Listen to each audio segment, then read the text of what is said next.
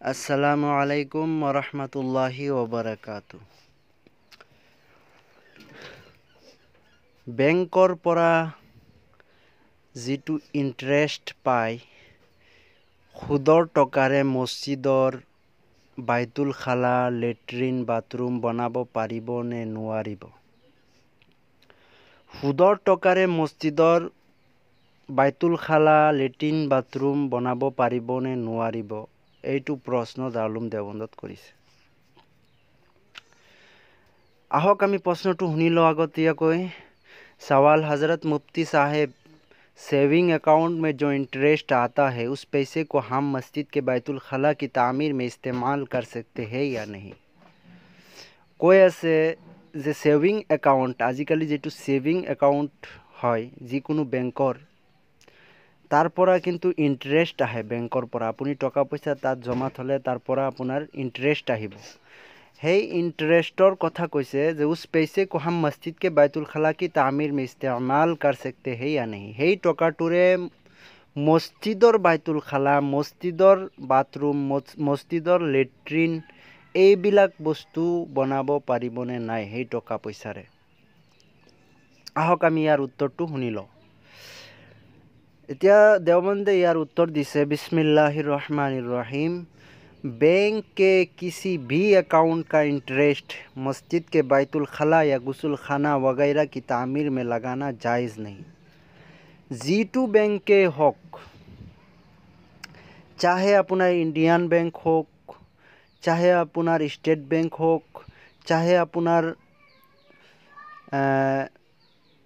Bank of Baroda, चाहे अपना जी মানে এক্সিছ বেংকে হোক বা যিকোনো বেংকে হোক, আপোনাৰ বেংকৰ ইণ্টাৰেষ্টৰ জৰিয়া কৰি আপুনি যিটো টকা পায়, সেই ইণ্টাৰেষ্টৰ টকা দি আপুনি মছজিদৰ পেচাবখানা, বাথৰুম, লেট্ৰিন এইবিলাক আপুনি বনাব নোৱাৰিব। এইটো সুদৰ টকা হয়, গতিকে আপুনি এইটো বনাব নোৱাৰিব, জায়েজ নাই।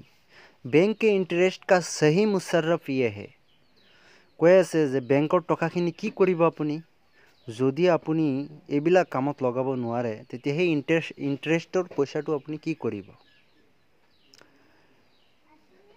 বেলা নিয়তে সৱাব গুৰাবা ও মাসাকিন কো দে দিয়া যায়। কৈ আছে সেইটো বেংকৰ ইণ্টাৰেষ্টৰ টকাটো যে পায় আপুনি, সেই টকাটো বছৰে বছৰে টকাটো যিটো দিয়ে আপোনাক বেংকে, সেই টকাটোত আপুনি কোনো নিয়ত নাথাকিব লাগিব। সৱাবৰ কোনো নিয়তে কৰিব নোৱাৰিব আপুনি। যদি আপুনি সৱাবৰ নিয়ত কৰি কাৰোবাক দিয়ে তেতিয়া নহ'ব, উল্টা গুনাহে হ'ব। কোনো সৱাবৰ নিয়ত যাতে নাথাকে আপোনাৰ, আপুনি গৰীব আৰু মিসকিন মানুহক দি দিব কৈছে।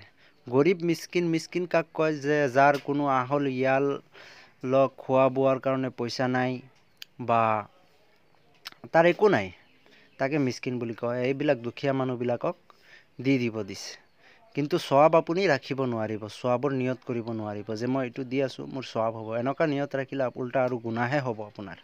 গতিকে সেই ইণ্টাৰেষ্টৰ টকাটো আপুনি দি দিব, কিন্তু সৱাবৰ নিয়ত নকৰিব। और अगर बैंक सरकारी हो तो उसका interest income tax, sale tax और वेट टैक्स वगैरह वगैरह शहरी सरकारी टैक्स में भी भर सकते हैं। बाकी किसी और जगह बैंक का इंटरेस्ट नहीं लग सकता।